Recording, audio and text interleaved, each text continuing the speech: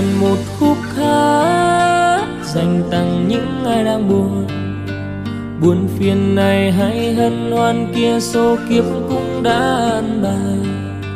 Ngồi đàn một khúc ca dành tặng những ai lạc đường. Mọi trở ngại trong gai gian lao, cố gắng bước tiếp sẽ qua đường. La la la la la la la wa pa pa pa. La la la la la la la wa ai ya ya.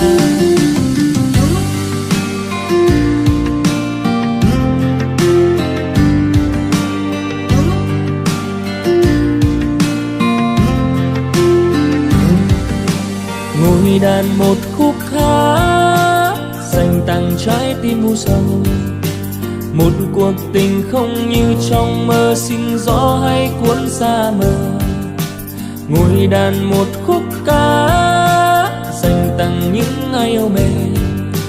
Nhìn dòng đời trôi qua vươn vai, thôi cố gắng sẽ thấy trưởng thành.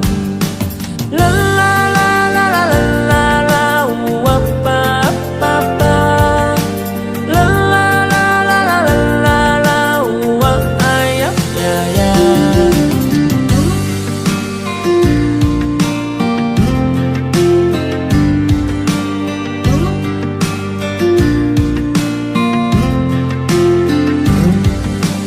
Nhìn ngoài trời mây trôi, nắng tàn một giấc mơ buồn. Mà lòng này ôi sao không cam tâm, chỉ sống với bóng dáng em xa rồi. Đời người là kiếp muôn, lối thì đừng có lạc đường. Buồn làm gì ngoài kia bao la, đừng sống với bóng ma cô độc. La